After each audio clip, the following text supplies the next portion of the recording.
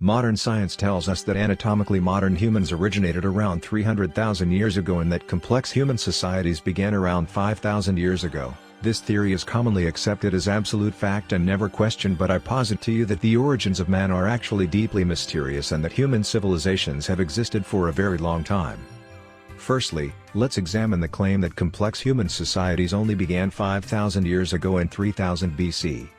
So, you're telling me the timeline spanning from ancient Sumeria to today is 5,000 years long, but between 300,000 years ago to ancient Sumeria there was nothing? That seems highly questionable. Keep in mind that anatomically modern humans would have brains similar to ours. The reason scientists say complex human societies began 5,000 years ago is because coincidentally that's where the oldest written documents date back to.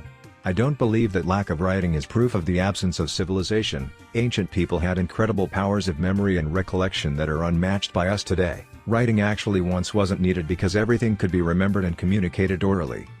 As proof of this, let's look at oral stories that were memorized and retold over time. The epic poem Beowulf was spoken in Old English and was the longest poem in Anglo-Saxon England. It is 3,182 lines long and would take about 4 hours to retell. The Iliad is the longest poem told and remembered by the ancient Greeks. It is 15,693 lines long and would take about 20 hours to retell. The Mahabharata is the longest Sanskrit epic poem ever. It is 200,000 lines long, is 10 times longer than the Iliad and Odyssey combined. It would take about 417 hours to retell. All these stories were memorized perfectly in their entirety, and in the case of the Mahabharata there would probably only be one opportunity to memorize it because of how long it takes to tell it. These people memorized it the instant they heard it. They are clearly in a different league to us. These works were later put into written form, but only after a long period of oral retelling.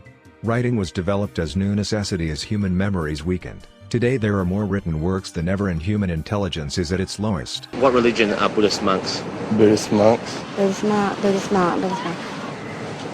Islamic, I don't know. Secondly, I want you to consider the fact that absence of evidence is not evidence of absence. The further back in time you go, the less evidence there is of the past. If you walk around a modern city today, there will be little evidence of the place it used to be 100 years ago. And that's only 100 years. The world constantly changes and the past gets forgotten. Regarding evidence of the past, over a long enough time span wood and cloth rots away into nothing. As an example, despite the Roman Empire lasting for over 1,000 years, this is the only known surviving scutum shield. Altogether there would have been millions of these produced, but we are very lucky just to find one. Metal objects generally get melted down and recycled over time due to their value. If lost, then metal actually biodegrades too. It just takes longer, around 200 to 500 years in the case of iron. Bronze takes longer than iron to biodegrade, and it's for that reason that almost all metal artifacts found are bronze artifacts. These bronze artifacts are usually objects like spearheads and brooches, which makes sense because a civilization that makes things out of bronze instead of iron would typically be less developed. Iron artifacts from an advanced society would have been lost while the bronze artifacts remained. Generally, most artifacts remaining are made out of stone, but eventually stone too will weather away or break. There are these spear-like menhirs that mount on the 3 or 4 corners of the tomb that make these stone corpses in state look like sort of images from ancient Egypt almost.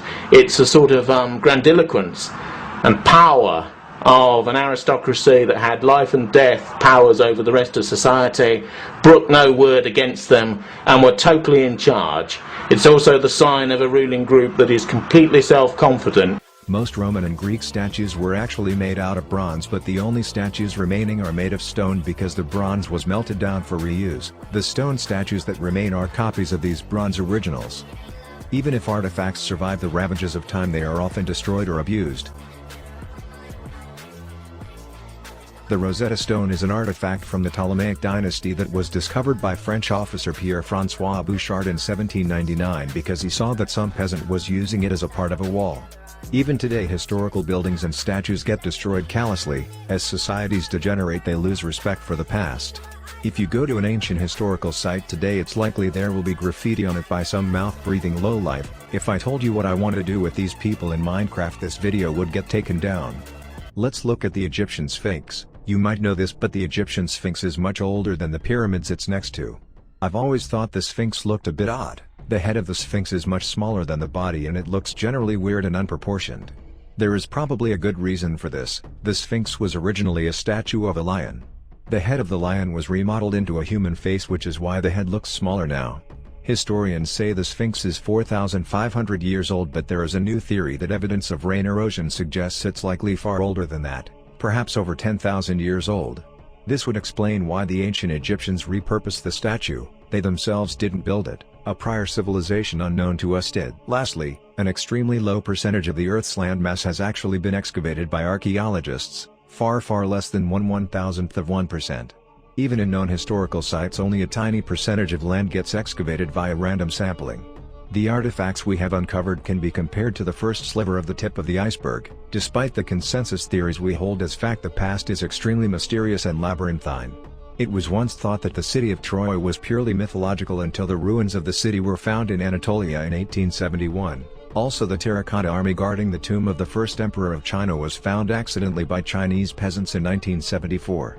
This video deserves a part 2, so I will end it here for now. Hope you found this interesting.